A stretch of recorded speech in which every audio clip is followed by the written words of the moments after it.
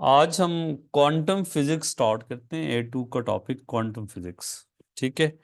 Quantum physics में हम क्या स्टडी करेंगे कि आपको पता है कि जी क्लासिकल फिजिक्स में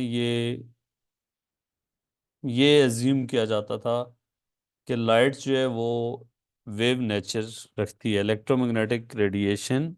लाइट आपको पता है इलेक्ट्रोमैग्नेटिक ईएम वेव होती है, ईएम रेडिएशन होती है। तो क्लासिकल फिजिक्स के अंदर जो है वो लाइट को वेव समझा जाता था। लेकिन फिर और क्यों वेव समझा जाता था? जैसा कि जब वेव होगा तो लाइट डबल स्लिट से जब पास होती है, ये इसमें आपने पढ़ा है। तो डबल स्लिट एक्सपेरिमेंट से ये प्रूव किया जा गया था कि वहाँ पे इंटरफेरेंस फ्रिंजेस बनते थे। वहाँ पे कुछ जगहों पे लाइट कैंसिल हो जाती थी, कुछ जगहों पे लाइट इन्हांस हो जाती थी। तो ये प्रॉपर्टी वेव्स की होती है। वेव्स के अंदर इंटरफेरेंस और डायफ्रैक्शन होता है। ठीक है। सो इंटरफेरेंस से और डायफ्रैक्शन से क्या प्रूव हुआ था? इंटरफेरेंस शो करती है कि लाइट वेव है, wave nature of light. Got it? Yes. लेकिन कुछ एक्सपेरिमेंट ऐसे किए गए जिसमें फोटो इलेक्ट्रिक इफेक्ट है। फोटो इलेक्ट्रिक इफेक्ट से ये साबित किया गया कि वहाँ पे लाइट जो है वो वेव के तौर पे बिहेव नहीं कर रही। उसकी ऑब्जर्वेशन ऐसी थी जो आज हम डिस्कस करेंगे कि जो वेव नेचर ऑफ लाइट को सपोर्ट नहीं करती थी। ठीक है। अगर लाइट वेव है तो उसकी एनर्जी कंटिन्यूस है। और जो ऑब्जर्वेशन या एमिशन ऑफ इलेक्ट्रॉन था फ्रॉम द मेटल सरफेस, जब उसके ऊपर लाइट इंसिडेंट की जाती थी तो वहाँ पे जो ऑब्जर्वेशन आई थी, उन ऑब्जर्वेशन से wave nature of light prove नहीं हुई। वेव नेचर अगर उसको रखें तो वहाँ पे वो ऑब्जर्वेशन फिट नहीं बैठ रही थी। तो इसलिए फिर प्रूव किया गया है कि लाइट छोटे छोटे पार्टिकल से मिलकर बनती है, जिनको हम फोटॉन कहते हैं। ठीक है। सो क्लासिकल में अ, हमने देखा कि क्लासिकल वेव थ्योरी में जो ईएम वेव है, इलेक्ट्रोमैग्नेटिक रेडिएशन, वो आपके पास वेव नेचर के तौर पे काम करती है। और ये कैसे पता चला था? लाइट की डायफ्रैक्शन एंड इंटरफेरेंस। ठीक है बेटा। लेकिन बेटा यस। और ये उसके बाद क्या हुआ कि एक्सपेरिमेंट जो लास्ट सेंचुरी में हुए, जिसमें जिसमें जैसे फोटो इलेक्ट्रिक इफेक्ट ने ये प्रूव किया। Photo electric effect, photo electric effect क्या है उसकी डिटेल अभी आने लगी है। इसने ये साबित किया है कि जी जो लाइट है उसकी जो पार्टिकल नेचर है, ठीक है, लाइट हैज पार्टिकल नेचर।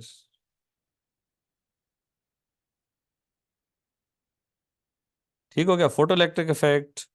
और इस एक्सपेरिमेंट जो है, इस एक्सपेरिमेंट की वजह से क्वांटम थ्योरी जो है उसकी बेस बनी। ठीक है। This experiment lead to the formation of quantum theory.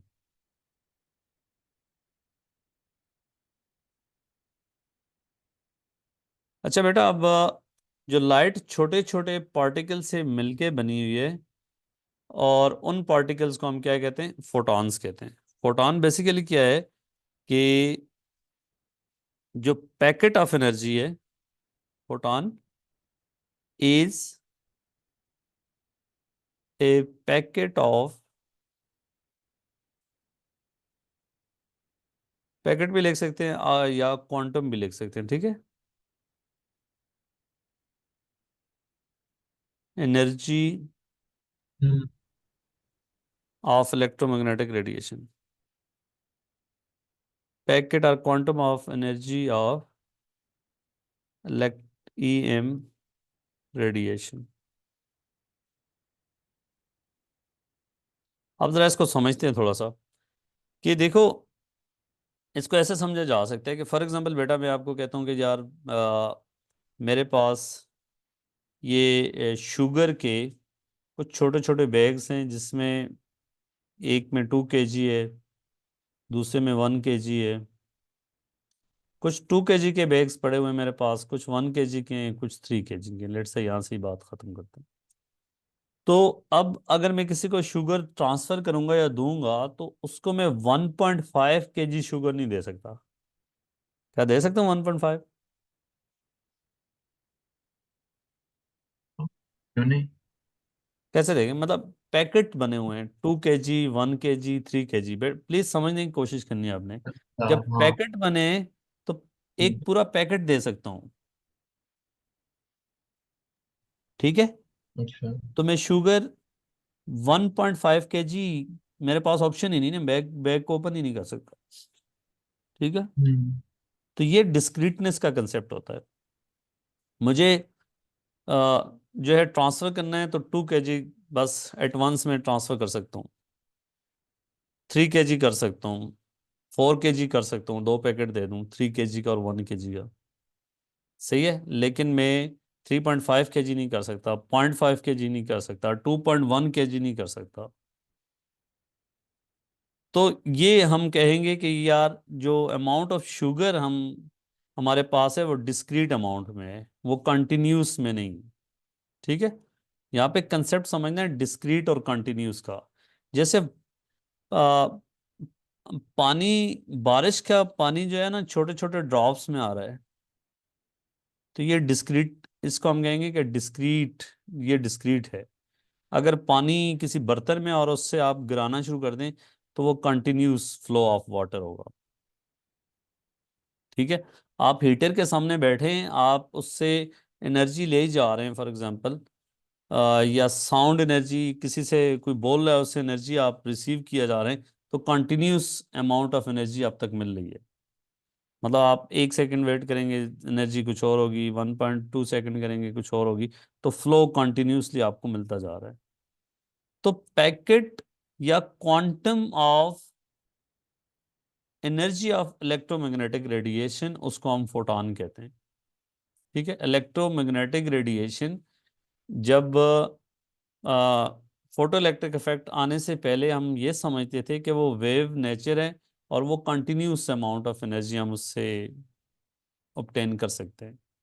लेकिन जब फोटो इलेक्ट्रिक इफेक्ट के बाद आया, तो ये पता चला कि लाइट जो है वो छोटे छोटे पार्टिकल्स से, मैसलेस पार्टिकल्स होते हैं, जिनको हम फोटॉन्स कहते हैं। ठीक है, लाइट किस चीज से मिलकर बनती है? पार्टिकल से। और उन पार्टिकल्स को क्या कहते हैं?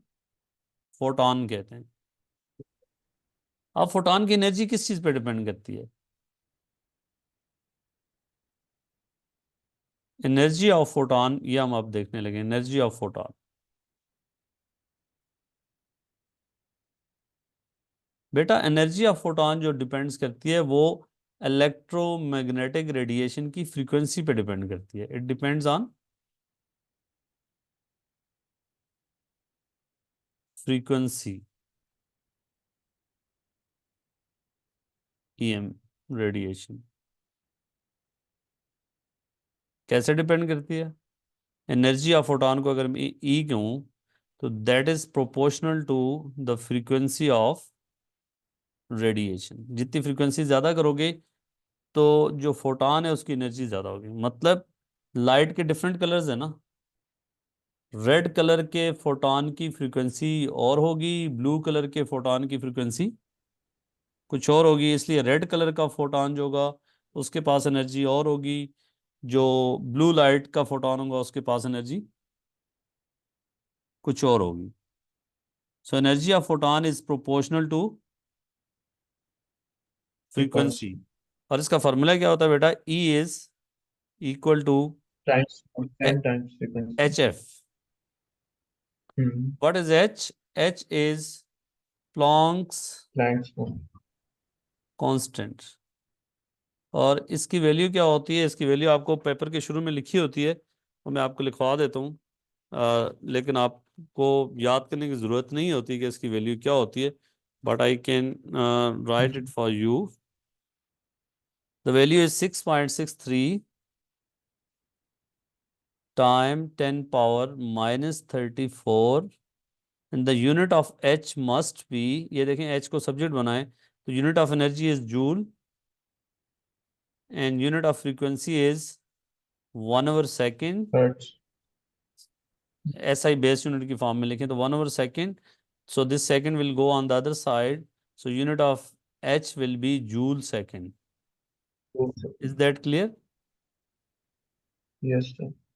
अच्छा, so that means कि इलेक्ट्रोमैग्नेटिक रेडिएशन में फोटॉन्स होते हैं और फोटॉन की एनर्जी HF होती है।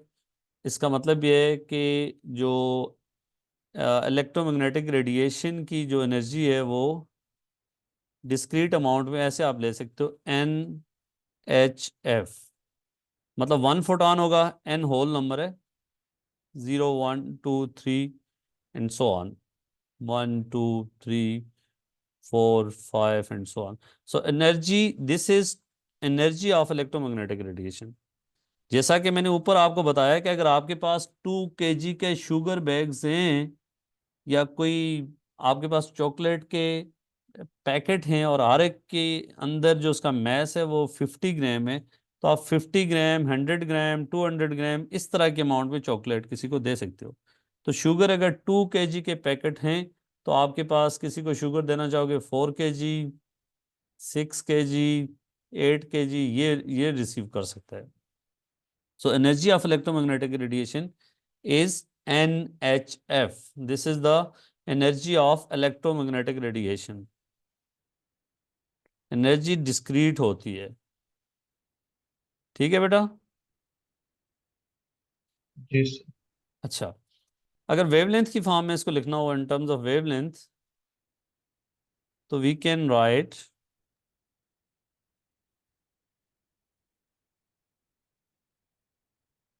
आपको पता है V is equal to Wavelength times frequency. F lambda. तो V frequency इज द होगा इलेक्ट्रोमैग्नेटिक रेडिएशन स्पीड ऑफ जी लाइट से ट्रेवल करती है, सो उसको C लिखेंगे, that is F lambda. So F will be C/λ। So energy of photon in terms of wavelength will be h, और S F की जगह C/λ। So this is again very interesting कि energy of photon is inversely proportional to what? wavelength. Wavelength। Wavelength. अब आपके पास दो colour हैं, red light है आपके पास और दूसरी है आपके पास ब्लू लाइट। किसका फोटोन के पास ज़्यादा एनर्जी होगी? वेवलेंथ रेड की ज़्यादा होती है ना? जी हाँ, तो कम होगी। और वेवलेंथ रेड की ज़्यादा होती है तो एनर्जी जो है वो energy of photon of red will be Less than blue. Smaller than the energy of photon of blue. ठीक है, ये एनर्जी ऑफ फोटोन की बात कर रहे हैं। ठीक हो गया बेटा?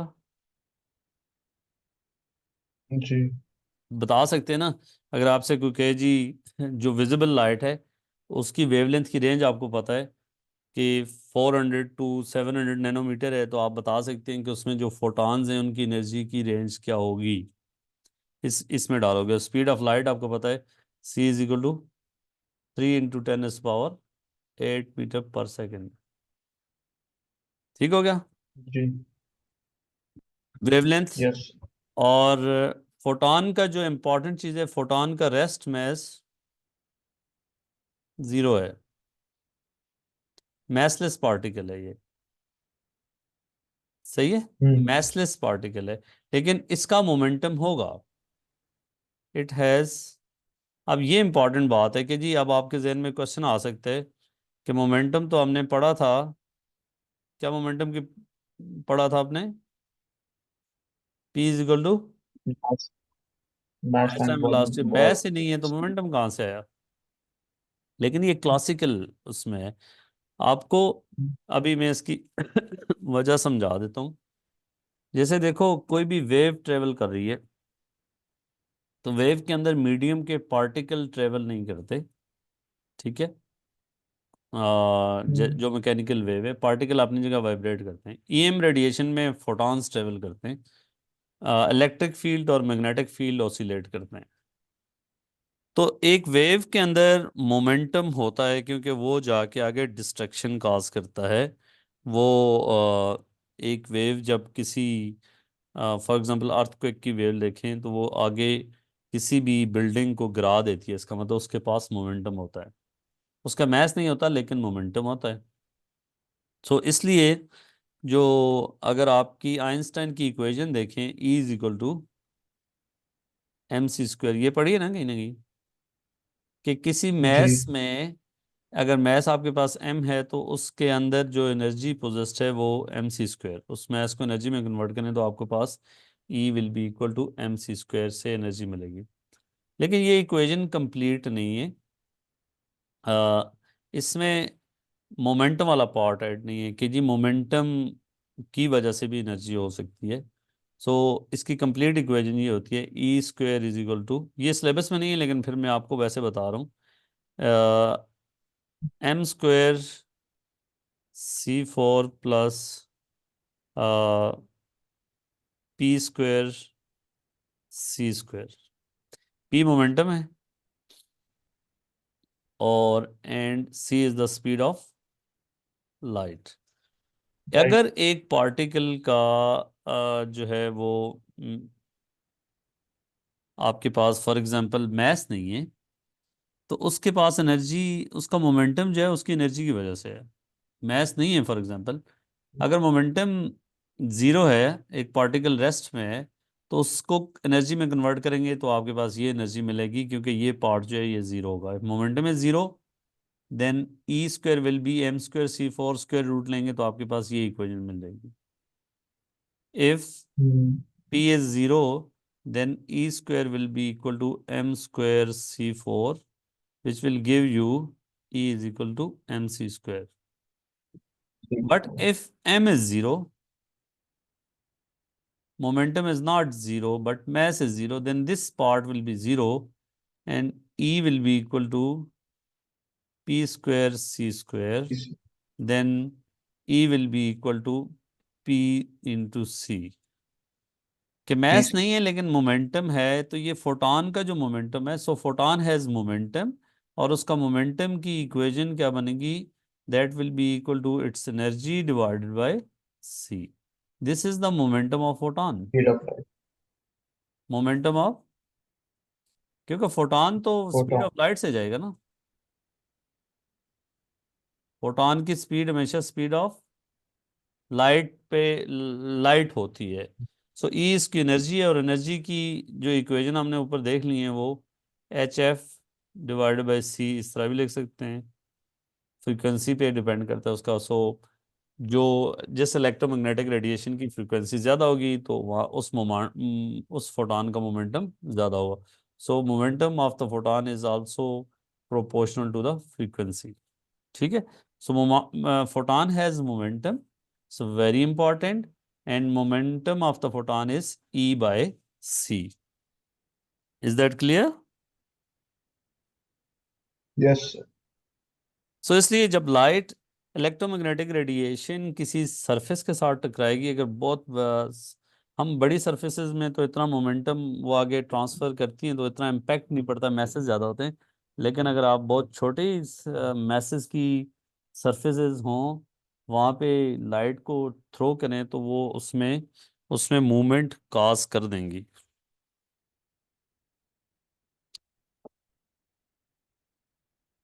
अच्छा, सो एनर्जी, अब आपने देखा कि जैसे एनर्जी, ये प्लॉन्क्स कांस्टेंट बहुत छोटा है, 10⁻³ सो एनर्जी ऑफ फोटॉन नॉर्मली जो है उसकी फ्रीक्वेंसी को मल्टीप्लाई भी कर दें तो वो बहुत छोटी आती है। इसलिए हम जो एनर्जी का दूसरा यूनिट हम देखते हैं, इलेक्ट्रॉन वोल्ट। इलेक्ट्रॉन वोल्ट, हमने already we have discuss that in S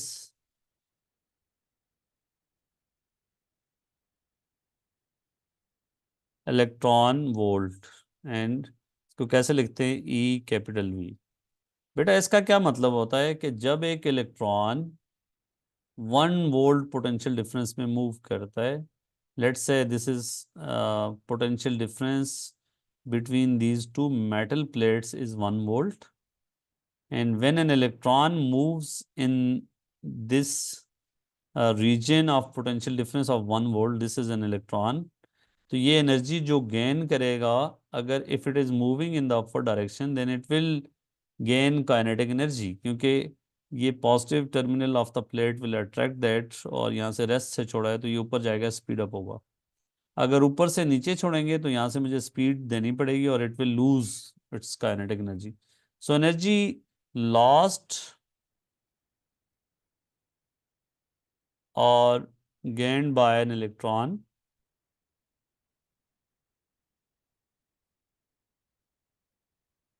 when it moves in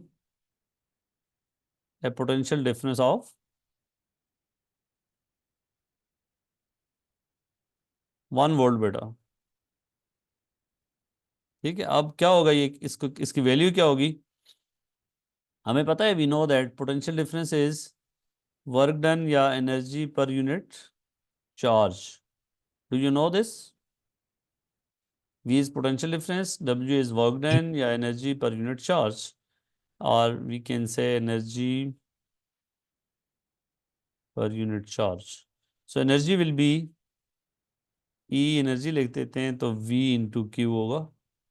अगर पोटेंशियल डिफरेंस 1 वोल्ट हो और चार्ज ये पार्टिकल इलेक्ट्रॉन हो, तो फिर चार्ज ऑफ इलेक्ट्रॉन होता है 1.6 टाइम 10⁻⁻19, तो then this energy will be in electron volt.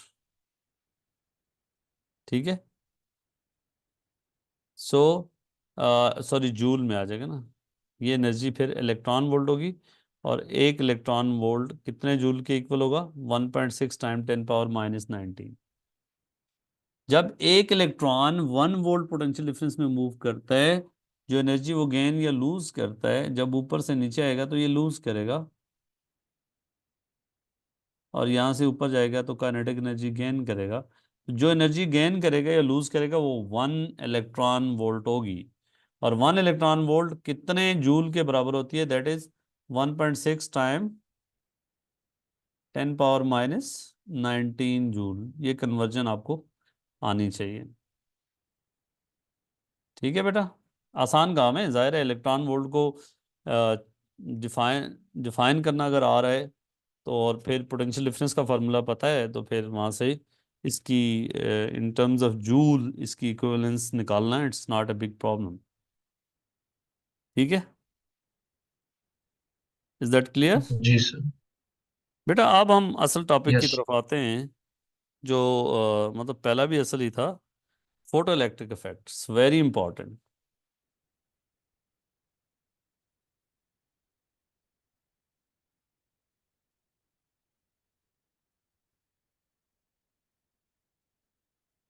Photo electric effect क्या होता है बेटा? फोटो मीन, फोटो का क्या मतलब होता है? फोटो तस्वीर। फोटो मीन तस्वीर नहीं, लाइट। तस्वीर भी तभी होती है ना, हम्म, लाइट से, उसका मतलब होता है लाइट जी। होगी, लाइट बॉडी से रिफ्लेक्ट होकर वापस आती है, तो वो कैमरा रिकॉर्ड करता है ना। तो फोटो इलेक्ट्रिक इफेक्ट, लाइट की वजह से जो एमिशन ऑफ इलेक्ट्रॉन होगा या इलेक्ट्रिसिटी जनरेट होगी, उसको फोटो इलेक्ट्रिक इफेक्ट कहेंगे। ठीक है, अब देखो बेटा, यस। यहाँ पे ये मेटल है, एंड इस मेटल के अंदर ये फ्रंट व्यू है आपके, डिफरेंट यहाँ पे इसके अंदर फ्री इलेक्ट्रॉन्स हैं। आपको पता है मेटल्स के अंदर फ्री इलेक्ट्रॉन्स एग्जिस्ट करते हैं, और यहाँ से अगर हम ईएम रेडिएशन यहाँ पे लाइट इंसिडेंट करते हैं, ये ईएम रेडिएशन या लाइट को शो किया गया है। तो ये इलेक्ट्रॉन बेटा यहाँ से इस सरफेस को लीव करते हैं और आगे की तरफ मूव कर जाते हैं। कॉज क्या बना? What is cause? What is cause of emission? Light of certain frequency. Light of certain what is effect?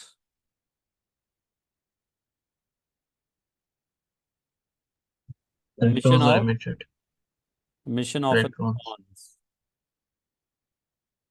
इनको फोटो इलेक्ट्रॉन्स का भी नाम दिया जाता है.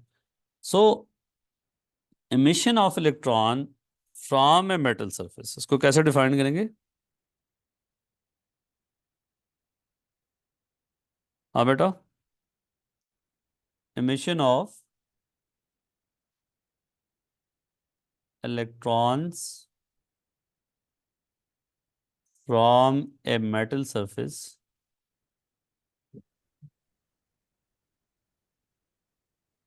when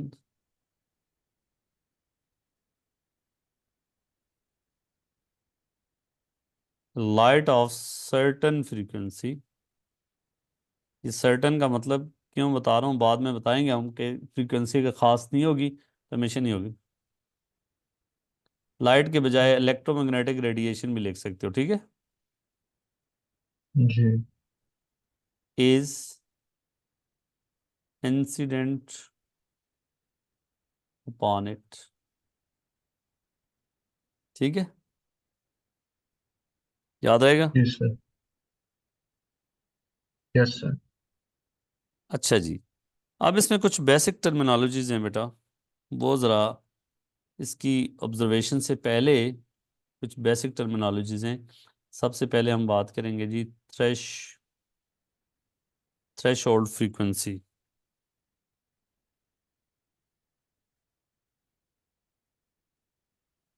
that is represented by F not. इसको कैसे डिफाइन करेंगे?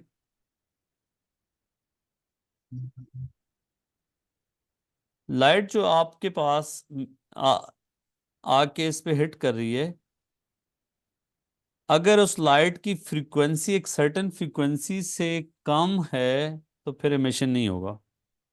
तो इसको हम कहेंगे minimum frequency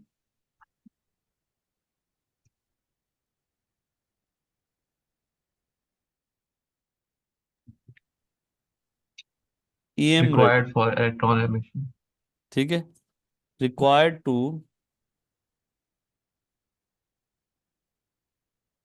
emit electrons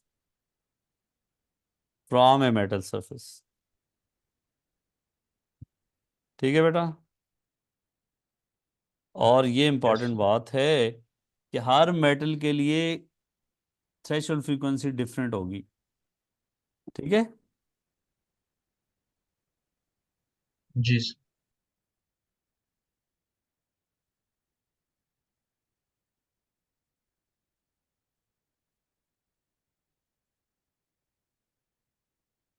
different metal मतलब कॉपर की कुछ और होगी, जिंक की कुछ और होगी, एल्यूमिनियम की कुछ और होगी, एंड सो ऑन.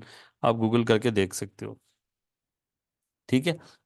और जो इसको रिप्रेजेंट किया जाता है, इसको क्या किससे रिप्रेजेंट किया जाता है? एफ नॉट से.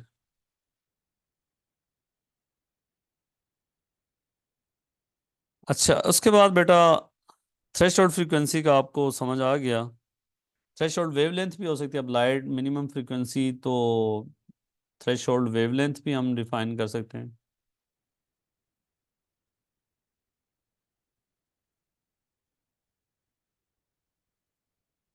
लेमडा नॉट, ये क्या होगा? अगर फ्रीक्वेंसी मिनिमम है तो वेवलेंथ क्या होगी?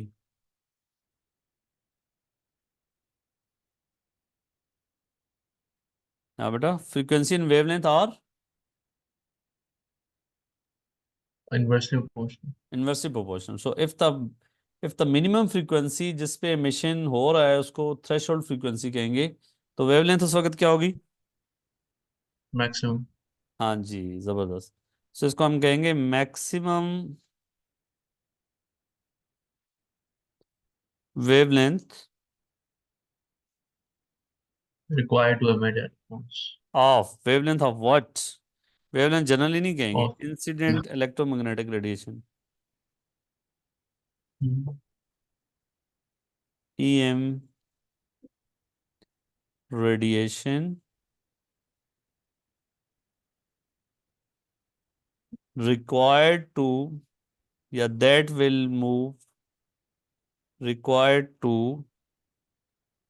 remove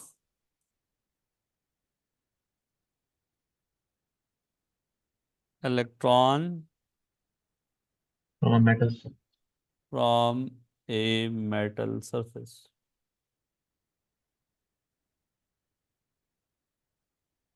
ठीक है, represented by lambda naught.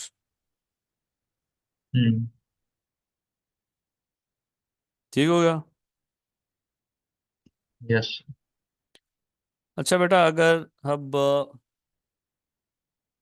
Threshold frequency का आपको पता चल गया, अब इसकी ऑब्जर्वेशन, जो फोटो इलेक्ट्रिक इफेक्ट की ऑब्जर्वेशंस थी उस पे हम आते हैं। They were very important observations of photoelectric effect.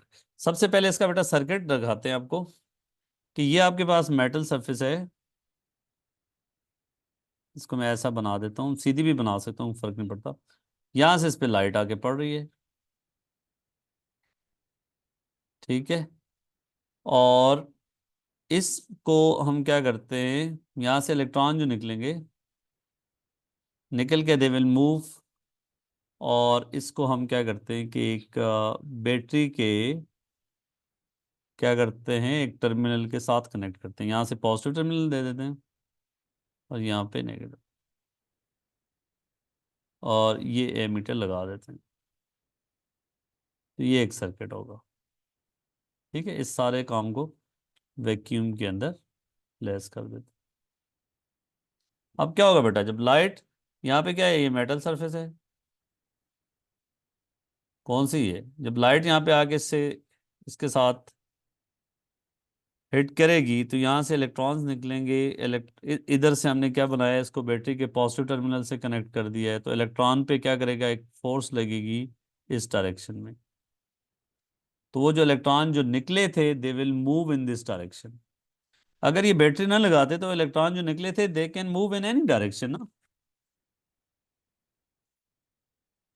जी। ठीक है। और they will move in that direction, और यहाँ पे करंट जनरेट होगा, और एमीटर पे हमें रीडिंग आएगी। अब ऑब्जर्वेशन क्या थी, कि अगर लाइट की फ्रीक्वेंसी सर्टन फ्रीक्वेंसी से कम है, पहली observation, if frequency of this light is smaller than threshold frequency, then no emission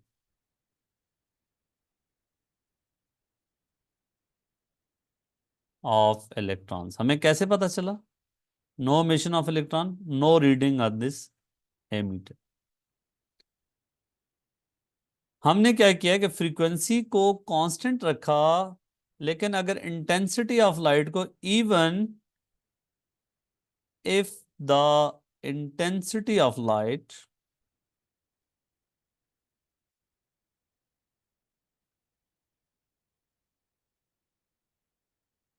light is increased. Classical theory क्या कहती है, कि लाइट की अगर इंटेंसिटी इंक्रीज कर रहे हैं तो उसका इंटेंसिटी इंक्रीज करने से क्या होता, उसकी एनर्जी इंक्रीज होती है। Intensity is the power per unit area. तो इंटेंसिटी इंक्रीज करने का मतलब है पावर इंक्रीज कर रहे हैं, इलेक्ट्रॉन यहाँ से एनर्जी उसको मिलती। इवन फ्रीक्वेंसी ना भी बढ़ती तो इलेक्ट्रॉन एमिट हो जाता, लेकिन फ्रीक्वेंसी हमने थ्रेशोल्ड फ्रीक्वेंसी से कम रखी हुई है, तो इंटेंसिटी इंक्रीज कर भी लें तो कोई फर्क नहीं पड़ रहा था। ये नहीं पड़ा। प्रॉब्लमेटिक बात थी, कि इंटेंसिटी हम्म, हमने इंक्रीज कर रहे हैं लेकिन फ्रीक्वेंसी थ्रेशोल्ड फ्रीक्वेंसी से कम है, तो कोई फर्क नहीं पड़ेगा। नहीं पड़ रहा था। क्लासिकल थ्योरी ये कहती है कि फर्क पड़ना चाहिए था, एमिशन ऑफ इलेक्ट्रॉन होना चाहिए था, ठीक है। Hmm, is that clear, concept of threshold hmm, frequency. दूसरी ऑब्जर्वेशन ये थी, जो इलेक्ट्रॉन की मैक्सिमम काइनेटिक एनर्जी है, अब मैक्सिमम काइनेटिक एनर्जी क्यों कह रहा हूँ? इलेक्ट्रॉन कोई मेटल सरफेस के करीब से निकल रहे हैं, कुछ दूर से निकल रहे हैं। जो इलेक्ट्रॉन मेटल सरफेस की टॉप से निकलेंगे उनके पास काइनेटिक एनर्जी ज्यादा होगी, क्योंकि उनको निकालने के लिए एनर्जी कम चाहिए थी। जो इलेक्ट्रॉन, इस इलेक्ट्रॉन को निकालने के लिए एनर्जी कम चाहिए, इस इलेक्ट्रॉन को निकालने के लिए ज़्यादा चाहिए। लेकिन इलेक्ट्रोमैग्नेटिक रेडिएशन की, ईएम रेडिएशन की एनर्जी दोनों के लिए सेम है। तो ये जो ऊपर वाला निकलेगा इसके पास काइनेटिक एनर्जी ज़्यादा होगी, नीचे वाले के पास कम होगी। तो हम मैक्सिमम काइनेटिक एनर्जी की बात करते हैं। अगर इफ थ्रेशोल्ड फ्रीक्वेंसी से फ्रीक्वेंसी आपकी ज़्यादा है, हाँ बेटा, if frequency is greater than f naught, then max